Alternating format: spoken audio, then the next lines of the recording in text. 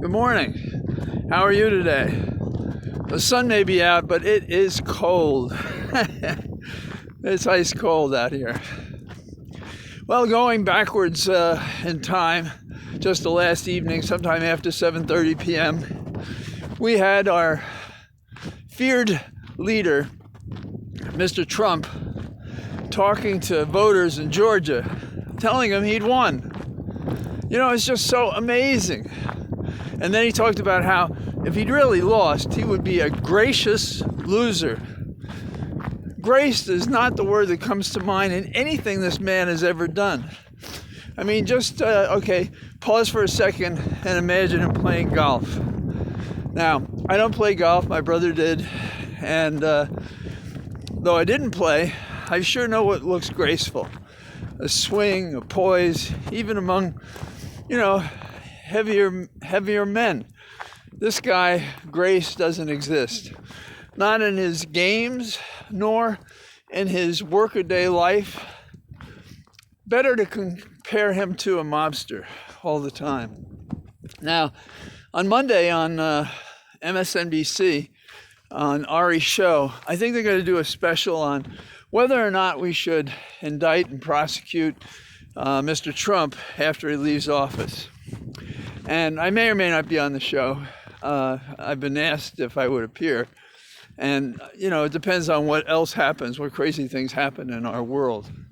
But I've already spoken about this to you guys, and I think he should be prosecuted.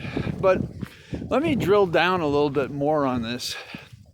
When you think about Trump from when he ran for office in 2016 to today after he's been the president, you think of a man who all the data points lead to sedition, meaning to say that he's done what he could to usurp the government, usurp the office, to attack it. But the criminal definition of sedition involves force, that you have to do it with force, some terrorism act. And it may be a reach to discuss the ditto heads that follow him to say that they supply that element of the crime.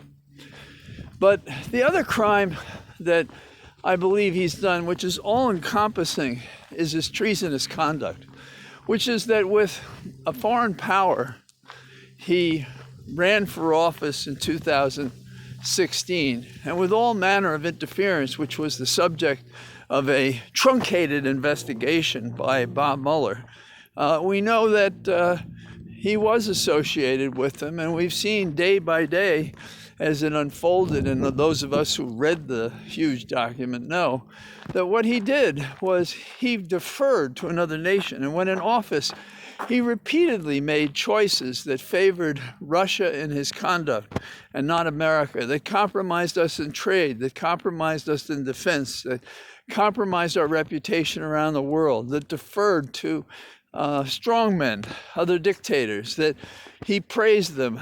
He praised the head of China for being able to be Président à vie, president for life. So my question is, should we not be investigating this fella who may actually have committed traitorous conduct? And investigation doesn't mean prosecution, but it can. Now, I expect that if I am on the show on Monday, or we discuss it generally, the question is, well, the federal government, if he pardons himself, we won't be able to indict him.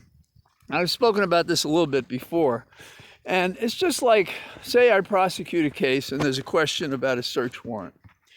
Do I not prosecute the case if I think I have an argument that the search was good? And the answer is, you do prosecute the case, and you hold a hearing, and if some evidence is suppressed, so be it. But if some evidence is permitted in that you can use, you do that.